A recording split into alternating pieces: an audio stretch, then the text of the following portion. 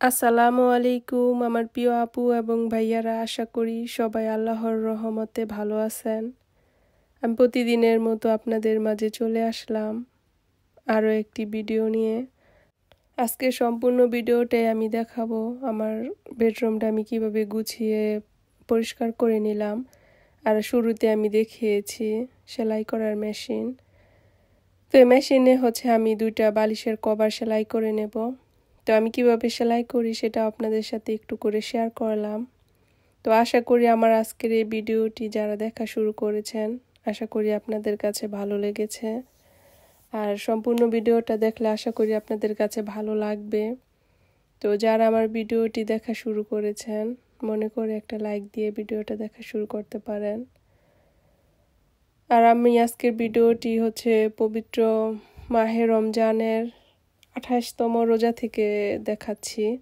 আর আজকে আমাদের এখানে 28 রোজা শেষ হয়ে গেল আলহামদুলিল্লাহ। কালকে হয়তো বা লাস্ট, আর হয়তো বা রোজা নেই। সব দিকে শুনতেছি 29টা হবে রোজা। তারপরে জানি না, যদি ভাগ্যে থাকে তাহলে 30টা হতেও পারে, আর নয়তো বা আজকে সেহরি খেয়েই শেষ সমাপ্তি রোজার। তো এই পবিত্র মাহে রমজানে 30টা রোজা আমরা যারা রাখতে পেরেছি, তো সবাই তো আলহামদুলিল্লাহ বলতে পারি। তো এখন বলতে বলতে রোজার 1 মাস চলে গেল। আমরা কত প্রস্তুতি, কত প্রিপারেশন, কত কিছু নিয়েছি এই রোজার জন্য, আর বলতে বলতে শেষ হয়ে গেল। আর যারা কবরবাসী আছে তাদের দিন বলতে বলতে শেষ হয়ে যাচ্ছে, আর কবরের আযাব শুরু হয়ে যাবে। তো জানি না কে কতটুক কবরবাসীর জন্য দোয়া করেছেন। তো আমরা সবাই সবার আত্মীয় স্বজন যে যেখানে কবরে শুয়ে আছে সবার জন্য মন থেকে আমি অনেক বেশি দোয়া করেছি, যাতে সবার কবরের আযাবগুলা মাফ করে জান্নাতুল ফেরদাউস দান করে।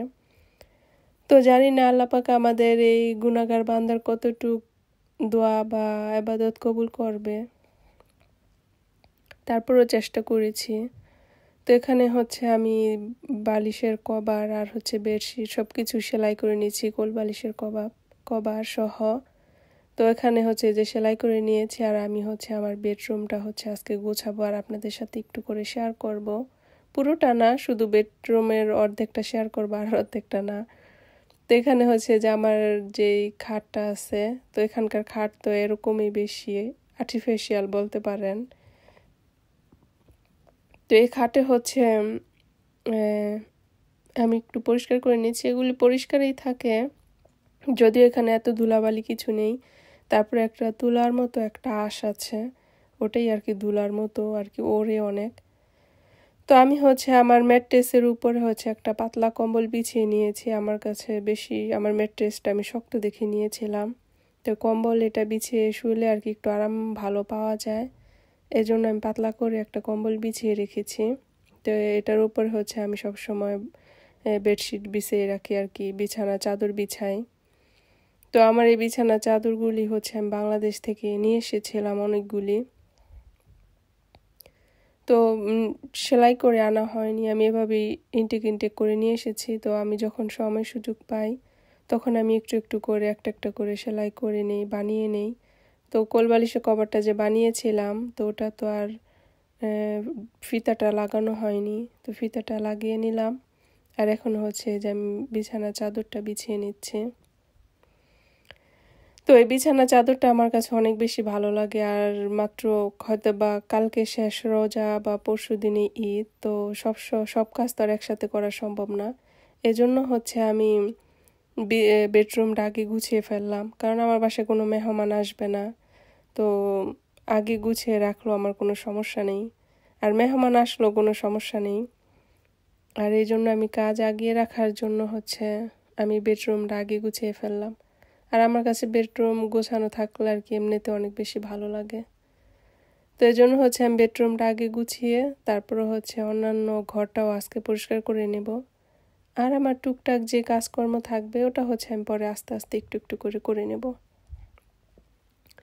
আমি জানি না আমার কোন আপু বা ভাইয়ারা আমার ভিডিওটা এ পর্যন্ত দেখতেছেন। যদি কেউ দেখে থাকেন তাহলে আপনাদেরকে মন থেকে অনেক অনেক ভালোবাসা দোয়া রইল। আর এটা আমার বেডশিটটা। তো আশা করি এই বেডশিটটা যারা দেখবেন আপনাদের কাছেও অনেক বেশি ভালো লাগবে। তো আমার কাছে অনেক বেশি ভালো লাগে বেডশিটটা। তো চাইলে তো বাংলাদেশ থেকে কোনো কিছু আনতে পারি না বা আনাইতে পারি না। তো এটা তো আমি অনেক আরও 5-6 বছর আগে আনিয়েছিলাম। এরকম কিন্তু বিছানো হয়নি, এটা আর কি নতুন করে বিছিয়েছি। তো এটা হচ্ছে যে আমার সম্পূর্ণ বেড কভার। তো এখন কোলবালিশটা আমি একটু গড়িয়ে দিয়েছিলাম, কিন্তু জায়গা মতো যায়নি। আর আমাদের খাটের পাশেই কিন্তু গরম হিটার, এটা অনবরত চলতে থাকে।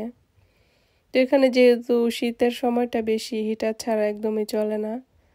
তো এই ছিল, আর জানলা হচ্ছে খোলা, এই জন্য বাহিরের আলোটা হচ্ছে বাড়ি খাচ্ছিল, এজন্য হচ্ছে খুব বেশি হয়তো বা ক্লিয়ার বা ভালো দেখা যাচ্ছিল না। তো আপনারা কমেন্টে জানাতে পারেন আমার আজকের বেডরুমটা গুছানো কেমন হয়েছে। আর আমাদের এখানে বেডরুমগুলো এরকম ছোট ছোট থাকে, আর বিছানা আর কি খাট যে বলে, খাটও আর কি ছোট থাকে।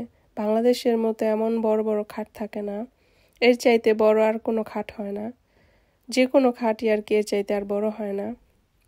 তো আমার বেডরুমটা গোছানো শেষ, আর এই কাপড় চোপড় এগুলি হচ্ছে ওয়াশার মেশিনে দিয়ে আমি ধুয়েছিলাম।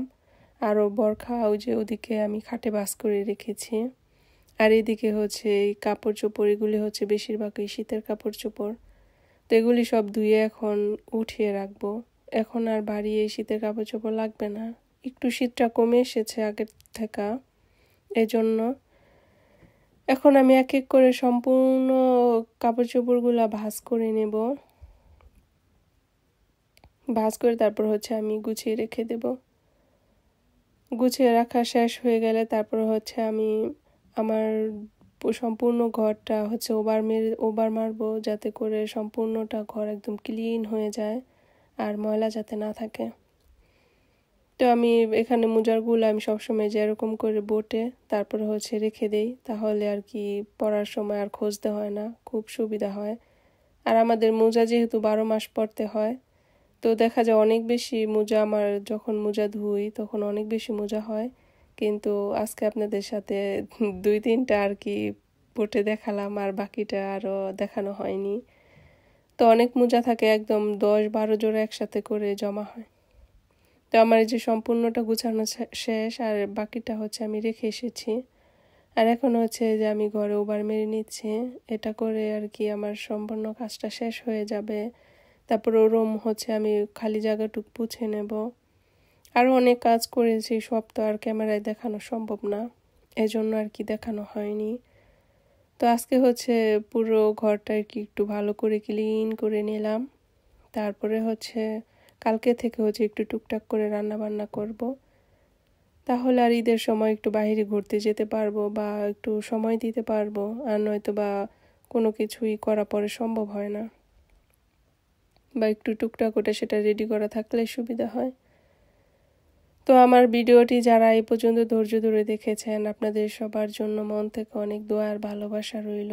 সবসময় আমার পাশে এভাবেই থাকবেন আশা করি, আর আমাকে সাপোর্ট করবেন।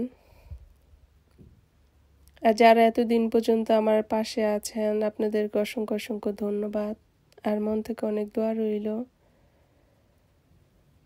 আর আমার কোনো কাজকর্মে বা কোনো কথায় যদি আপনাদের কাছে কোনো কিছু খারাপ লেগে থাকে বা কষ্ট পেয়ে থাকেন, তাহলে আমাকে কমেন্ট করে জানাতে পারেন। আপনাদের কমেন্ট আমি প্রতিনিয়ত পড়ি, আমার কাছে খুব বেশি ভালো লাগে। তো কমেন্ট কিন্তু আমি প্রতিদিন পড়ি, কারো কমেন্ট আমি মিস করি না, যে কে কী লেখলো, কে কী বললো। তো অনেক সময় হাসি পায়, আবার অনেক সময় ভালো লাগে। তো এই জন্যেই হচ্ছে আমার কমেন্ট পড়তে ভালো লাগে, যে কে কী কমেন্ট করে সেটা আমি দেখি, অনবরত দেখি। তো এখন হচ্ছে আমার বেডরুমটা ক্লিন করা শেষ, এখন হচ্ছে আমি ডাইনিং রুমটা ভালো করে ক্লিন করে নেব, তারপর হচ্ছে কিচেনের সামনেটা মুছে নেব। তো আমি ডাইনিং টেবিলটাও গুছিয়ে নিয়েছি যতটুকু সম্ভব হয়েছে। তো এরকম ওভার মারতে কিন্তু অনেক বেশি কষ্ট আছে, ঘর কি বলে এর চাইতে ভালো মুছে ফেললে অনেক বেশি সুবিধা কার্পেট না থাকলে। কিন্তু কার্পেটটা বিছিয়ে রেখেছি শুধু শীতের জন্য, কারণ শীত তো একটু কম লাগবে, এই জন্য, নয়তোবা টাইলসের থেকে অনেক বেশি ঠান্ডা উঠবে। তো আমার আজকের ভিডিওটি আর বেশি বড় করব না, এই পর্যন্তই। আশা করি আপনাদের কাছে আমার সম্পূর্ণ ভিডিওটা অনেক বেশি ভালো লেগেছে, আর আমাকে এতটা সাপোর্ট করার জন্য আপনাদেরকে অসংখ্য অসংখ্য ধন্যবাদ। আর এই ভিডিওটা হচ্ছে আমি জানি না, আজকে একটু বড় হয়ে গেছে, তো জানি কেউ কষ্ট করে দেখবেন কি দেখবেন না আমি জানি না। যারা দেখবেন তারা হচ্ছেন আমার খুব কাছের এবং ভালোবাসার মানুষরা দেখবে, এছাড়া মনে হয় না কেউ দেখবে। আর যারা না দেখা তারা শুরুতেই চলে গেছে আমি জানি। আর এই জন্য হচ্ছে আমার যারা ভালোবাসার কাছের মানুষ তাদের জন্যই আমার ভিডিও করা। তো আমি হচ্ছে যে সম্পূর্ণটুকু লিকুইড দিয়ে হচ্ছে খালি জায়গাটুকু পুছে নেব, তাহলে আমার কাছে ভালো লাগে সব সময় আর কি, পুরো ঘরটা একদম ক্লিন হয়ে যায় আর ময়লা থাকে না। তো আমার কাছে একটু পরিষ্কার জিনিসটা আর কি ভালো লাগে, মনে হয় যে তাহলে মনটাও ভালো থাকে, ঘর পরিষ্কার থাকা মানে মনও পরিষ্কার থাকে এরকম মনে হয়। তো আমি আমার সম্পূর্ণ কাজ এখন এ পর্যন্তই। আল্লাহ হাফিজ।